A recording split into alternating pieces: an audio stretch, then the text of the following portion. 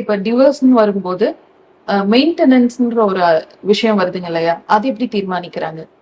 அதாவது வந்து இப்போ கோர்ட்ல டைவர்ஸ் கேஸ் பத்தின ஃபைல் பண்றாங்க அப்படின்னா, இப்போ ஆண் வேலை செய்யறாரு, பெண் வேலை செய்யல, வீட்டில் ஒரு ஹவுஸ் ஒய்ஃபா இருக்கிறாங்கன்னா, இப்போ டைவர்ஸ் பண்ணி கொடுத்துட்டதுக்கு அப்புறம் அந்த பெண்ணோட மீதி உள்ள லைஃப் ஒரு கேள்விக்குறியாயிடும்.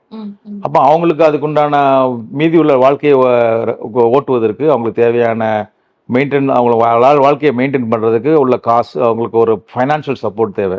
ஸோ அதை வந்து நீதிமன்றம் என்ன பண்ணுவாங்கன்னா, இவங்களோட சம்பளத்தில் எவ்வளோ வருது, இப்போ அவர் வந்து ஒரு 50,000 சம்பாத்தியம் பண்ணுறாருன்னா, நீ ஒரு மாதம் அந்த பொண்ணுக்கு ஒரு 20,000 கொடுங்க அப்படின்னு சொல்லி மெயின்டெனன்ஸ் அமௌண்ட் ஃபிக்ஸ் பண்ணிடுவாங்க. ஸோ இதை வந்து அவங்க மாதம் வந்து அந்த பெண்ணுக்கு வந்து கல்யாணம் அந்த மாதம் கொடுக்கணும். அது எவ்வளோ காலம் கொடுக்கணும் அப்படின்னு சொல்லி பார்த்தீங்கன்னா, அந்த பொண்ணுடைய ஆயுள் காலம் வரை, இல்லை அந்த பொண்ணு வேற ஒரு திருமணம் பண்ண வரை, இதில் எது முன்னாடி முடியுதோ அது வரைக்கும் அது கொடுத்துட்டேன். சப்போஸ் அந்த பொண்ணு கல்யாணம் டைவர்ஸ் பண்ணுறாங்க, மெயின்டெனன்ஸ் கோட் ஃபிக்ஸ் பண்ணிடுறாங்க, மாதம் கொடுத்துக்கிட்டு, இப்போ அந்த பொண்ணு வந்து வேற ஒரு கல்யாணம் பண்ணிக்கிறாங்க அப்படின்னா, அப்போ கொடுக்க வேண்டிய தேவையில்லை. அப்போ அவங்களுக்கு இன்னொரு கணவன் வந்துட்டார், இப்போ அவர் பார்த்துப்பாருன்ற மாதிரி விஷயம்.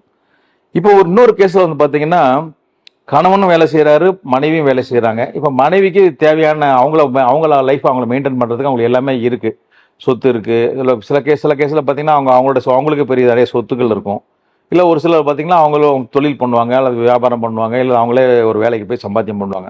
இப்போ அந்த மாதிரி விஷயங்கள் வரும்போது வந்து பார்த்தீங்கன்னா, ஒய்ஃப் வந்து மெயின்டெனன்ஸ் கிளைம் பண்ண முடியாது. எனக்கு என்ன என் வாழ்க்கையை நான் மெயின்டைன் பண்ணுறதுக்கு வழி இல்லை அப்படின்னு சொல்ல முடியாது, ஏன்னா அவங்கள்ட்ட பணம் இருக்குது. ஸோ அப்போ மெயின்டெனன்ஸ் கேட்க முடியாது, கோர்ட்டும் மெயின்டெனன்ஸ் கொடுக்கறதுக்கு ஃபிக்ஸ் பண்ண மாட்டாங்க. பட் 2 பேரும் சேர்ந்து ஒரு காம்ப்ரமைஸாக ஒரு பேசி நாங்கள் வந்து ஒரு காம்பன்சேஷன் மாதிரி ஏதோ ஒரு அமௌண்ட் ஃபிக்ஸ் பண்ணி கொடுக்குறோம் அப்படின்னு சொல்லி ஃபிக்ஸ் பண்ணாங்கன்னா, அந்த அமௌண்ட்டு கூட வாங்கிக்கிட்டு கூட பண்ணிக்கலாம். இப்போ வந்து நிறைய கேஸில் என்ன பார்த்தீங்கன்னா, பெண்கள் வந்து டைவர்ஸ்க்கு மாதம் மெயின்டெனன்ஸ் கொடுன்னு கேட்கறது இல்லை.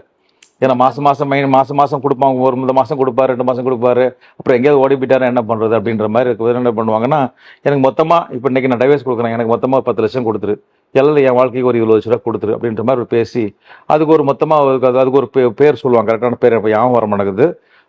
அந்த மொத்தமான ஒரு அமௌண்ட்டை பல்க் அமௌண்ட்டை கொடுத்தாங்கன்னா அன்றைக்கே ஒரு டைவர்ஸ் பண்ணி கொடுத்தோம், அதுக்கப்புறம் இது கொடுக்க வேண்டிய தேவையில்லை. ஸோ அது மாதிரி ஒரு ஏற்பாடு கூட நீங்கள் 2 பேரும் மியூச்சுவலாக கன்சர்னாக போகும்போது அது மாதிரி பண்ணிக்கலாம்.